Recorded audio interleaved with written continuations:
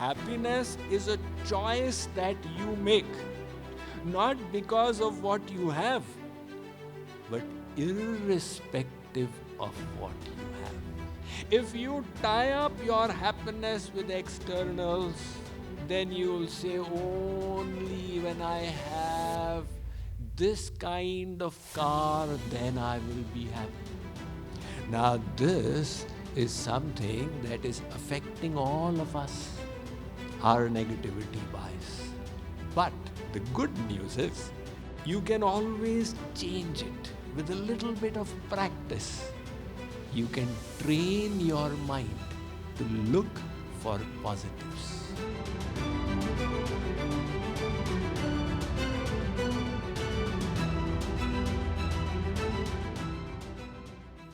KPMG, the famous accountancy firm, they employed a happiness consultant called Sean Acker.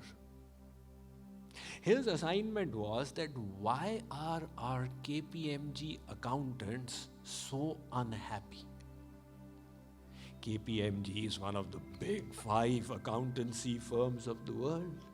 So their employees are the cream in their profession. They are well paid. What is the reason for their unhappiness?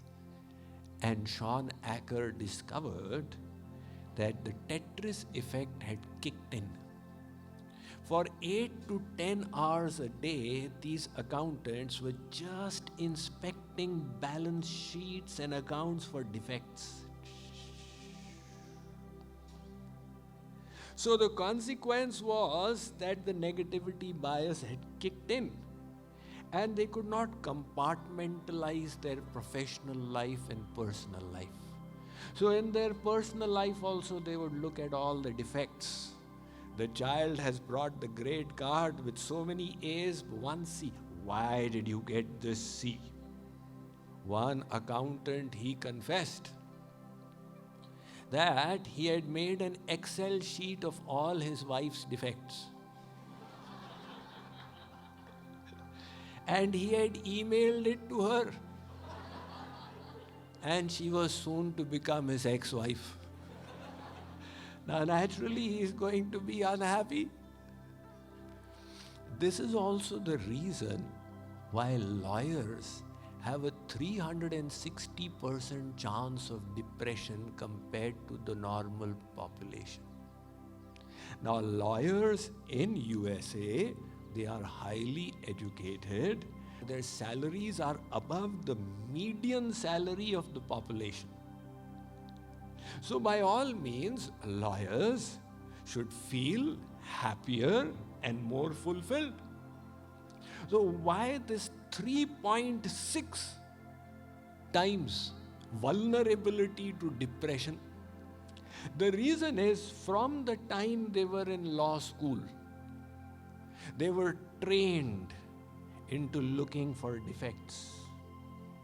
Dal mein kala to nahi hai. And that became the hardwiring of the brain. So they can see that, the spouse has got one thing undercooked and everything that is well cooked, they are ignoring it, because the mind goes straight for the defect. Now this is something that is affecting all of us, our negativity bias. But the good news is, it doesn't have to be that way.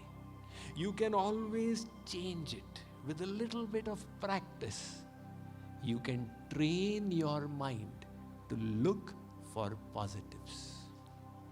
It is all ultimately the way you look at things. 2 soldiers, having been wounded in the war, had come back. And they were at the army hospital in Waco. One nurse was tending to both of these soldiers who had suffered practically identical injuries. They had one leg blown off due to a grenade explosion. And they were both bedridden for a little while until the artificial limb would have gotten fitted.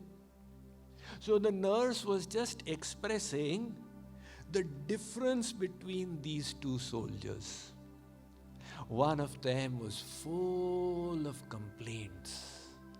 Why did the government have the war in the first place? And why was I posted to the war front? And that day, why did the brigadier send me in those soldiers' list? And why did my buddy not help me? And why? If you listen to him, you would think he was the most unfortunate man in the world. The other soldier with a similar injury was full of gratitude. He was saying, "Nurse, you know what? I should have died that day. Imagine a grenade exploding close to my body and I'm living to tell the tale. God is so kind. What is there of a leg? I'll get an artificial limb. It is all right. But I am alive. I've got a second life by the grace of God."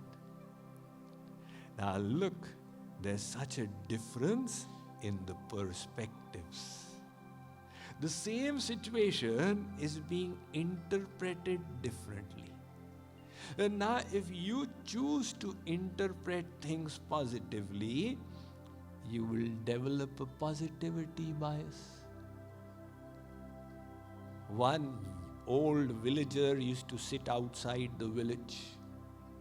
And as travelers would come by, they would inquire, "How are the people in this village?" He would ask them, "How are the people from where you have come?"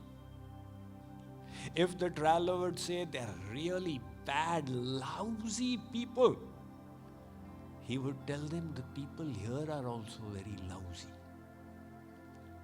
And if they would say, "They're really nice people, they have their shortcomings as human beings, but they're really doing their best," he would say, "The people here are also really nice." So he was just recognizing that we all develop our perspectives. William James, who is considered the father of American philosophy, he said, "Our reality is simply what we choose to attend to. What we choose to focus upon is what becomes our reality." Remember the two soldiers? One is choosing the negatives, one is choosing the positives. William Shakespeare, sometimes he wrote like yogis. He said, "There is nothing good or bad in this world, but thinking makes it so." William Shakespeare would have been astonished that the Vedas are saying the whole world is the veritable form of God. Ishavasyamidam sarvam yatkincha jagatyan jagat. He's saying there's nothing good or bad, and the Vedas are saying everywhere is God. So the world in itself is not bad. We are choosing different perspectives. And that perspective of ours is resulting in happiness or distress, as the case may be. It's such a simple thing. You can simply change it. This is called positive reframing. This tool comes naturally to people who are emotionally mature, who have a little bit of spiritual strength. Let me give you the example of Anthony Ray Hinton. Anthony Ray Hinton, can you believe it? He went to jail for 31 years for no fault of his own. He was convicted in a crime that he had not committed. And he gave evidence that I was working. And his factory owner also testified that he was working. But the council did not do a good job for him, and the agents, they said, the bullet matches the gun which is in your mother's cupboard. So he was in the jail. And he was on the death row, means waiting for his death. So it was a 5x7 cell. And the other convicts were also on the death row. So every few months he would see one convict walking by his cell and going to be hanged. There, somehow some advocate stood for him and took up his case. It took 31 years as the case went all the way up to the Supreme Court of United States. And ultimately, by then, he was like a counselor to the other convicts, and the guards campaigned for him. And finally, the Supreme Court unanimously passed the verdict of not guilty and released him from jail. He was now a free man. He was interviewed by CNN, 60 Minutes, and so many television shows. So they asked him that 31 years of your life were taken away. Don't you experience resentment towards the people who did this to you?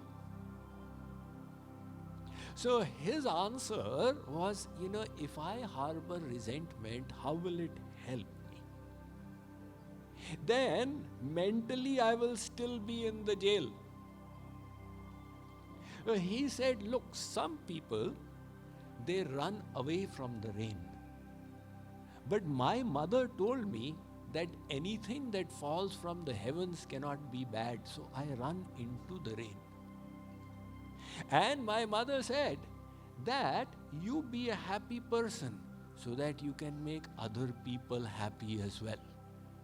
And he told the TV interviewer that I have today only $3.75 in my pocket, but I feel I am the happiest person. Because happiness is a choice that you make, not because of what you have, but irrespective of what you have. If you tie up your happiness with externals, then you will say, only when I have this kind of car, then I will be happy. And if you say, I will choose to be happy, you will say, I have to walk to office, I get exercise for myself, I am so happy. This is irrespective of circumstances.